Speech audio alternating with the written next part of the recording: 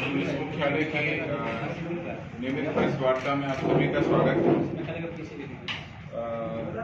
सबसे पहले मैं हाल के दिनों में बिहार सरकार के द्वारा अपराध नियंत्रण, विधि व्यवस्था संधारण और बिहार पुलिस को सशक्त बनाए जाने के लिए जो नए पदों का सृजन किया गया है 75,543, उसके संबंध में जो कार्रवाई है मैं आपको बताना चाहता हूँ।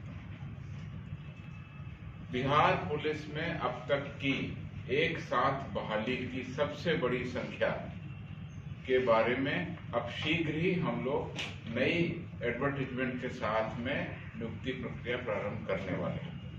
कुल 21,391 21,391 पदों पर सिपाहियों की नियुक्ति के लिए रिक्विजिशन गृह विभाग के द्वारा रोस्टर क्लियर होने के उपरांत कल पुलिस विभाग ने सिपाही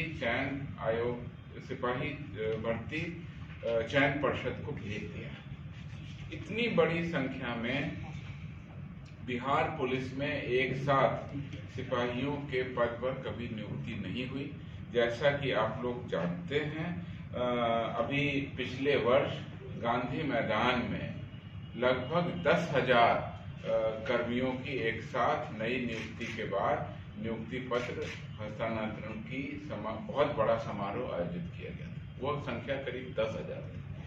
अब हम सीधे एक साथ एक विज्ञापन के तहत 21,391 सिपाहियों के पदों पर नियुक्ति कर रहे हैं और आपके माध्यम से हम इस संबंध में आम जनता को भी अवगत कराना चाहते हैं। इस पूरी बहाली में 7,903 कुल पद महिलाओं के लिए आरक्षित रहेंगे 21,000 में। तो हमारी महिला कर्मियों के लिए, महिलाओं के लिए ये बहुत बड़ा मौका है कि इतनी बड़ी संख्या में आए और बिहार पुलिस को सशक्त बनाने के लिए इस भर्ती में भाग लें। आपको मैं बता देना चाहता हूँ, महिलाओं के लिए क्षैतिज आरक्षण 35% है और इसके अलावा पिछड़े वर्ग की महिलाओं के लिए 3% पद आरक्षित है। कुल मिलाकर के 7,903 पद महिलाओं के लिए इसमें आरक्षित रहेंगे। राज्य की महिलाओं को सशक्त, आत्मनिर्भर तथा स्वावलंबी बनाने की दिशा में ये बड़ा कदम है। साथ ही साथ बिहार पुलिस में इतनी अधिक संख्या में महिलाओं की भर्ती संभवतः पहली बार एक विज्ञापन के तहत होगी। मैं आप लोगों के माध्यम से ये जानकारी देना चाहता हूं कि इस प्रतियोगिता परीक्षा में भाग लेने के लिए शैक्षणिक योग्यता इंटरमीडिएट रखी गई है। अतः उम्मीदवार का कम से कम इंटरमीडिएट होना, उत्तीर्ण होना आवश्यक। सामान्य वर्ग के उम्मीदवारों के लिए 18 से 25 वर्ष और अन्य पिछड़ा, अत्यंत पिछड़ा वर्ग के उम्मीदवारों के लिए 18 से 27 वर्ष। इस वर्ग में जो महिलाएं हैं उनके लिए 18 से 28 वर्ष और अनुसूचित जाति जनजाति के उम्मीदवारों के लिए आयु सीमा 18 से 30 वर्ष। गृह रक्षकों को इसमें कुछ छूट दी गई है। जो डिटेल जब विज्ञापन सिपाही भर्ती परिषद द्वारा जारी किया जाएगा उसमें सारी की सारी जानकारी आपको दी जाएगी। अभ्यर्थियों का चयन 2 चरणों की परीक्षा होगी, जिसमें लिखित परीक्षा और शारीरिक परीक्षा दोनों आयोजित की जाएंगी। तो ये अच्छा मौका है उन युवाओं के लिए जो कि लिखित परीक्षा और शारीरिक परीक्षा दोनों में दमखम रखते हैं, तैयारी में जुटे। और बिहार पुलिस में बहुत भारी संख्या में ये रिक्विजिशन हमने कल भेज दिया है। जैसा आपको पता है कि अब ये सारी की सारी कार्रवाई सिपाही भर्ती बोर्ड के द्वारा की जाएगी, जिनके द्वारा विज्ञापन निर्गत किया जाएगा। विज्ञापन निर्गत करने के बाद अंतिम कट ऑफ डेट होगी। उस डेट तक जो विज्ञापन आएंगे, जो अभ्यर्थी आवेदन करेंगे, उसके बाद में उनकी लिस्ट बनेगी। फिर प्रतियोगिता परीक्षा कैसे कैसे होगी, लिखित परीक्षा कैसे होगी और फिजिकल परीक्षा कैसे होगी, उसका पूरा चार्ट निकलेगा।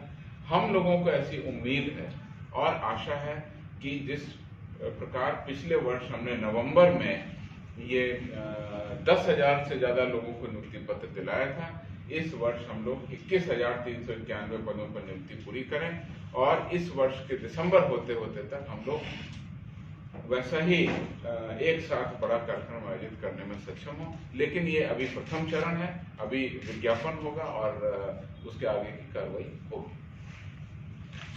ये आपके लिए सूचना थी। इसके अलावा इस नियुक्ति के अलावा नियुक्ति से शॉर्टफॉल विभिन्न कोटि के 75,543 पदों को स्वीकृत किया है सरकार। इसमें विभिन्न पद हैं 75,543।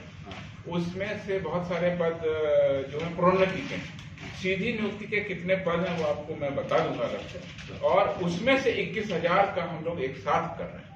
तो ये बहुत बड़ी हमारी लक्ष्य है। और अभी बिहार पुलिस का स्वीकृत बल जो है वो बढ़ करके अब हमारा 21,000 बढ़ जाएगा, करीब 1,60,000 से 65,000 के आसपास पहुंच जाएगा। वो आंकड़े भी मैं प्रेस रिपोर्ट में सर पहले फिजिकल। इसके अलावा मैं आपको बता दूं, केवल सिपाही की भर्ती नहीं है, दरोगा की भर्ती के संबंध में हम लोग कार्रवाई कर रहे हैं और करीब 1288 दरोगा के पदों पर शीघ्र ही नियुक्ति की प्रक्रिया के बारे में आपको अवगत कराएंगे। अभी रोस्टर क्लियरेंस की प्रक्रिया उसमें की जा रही है।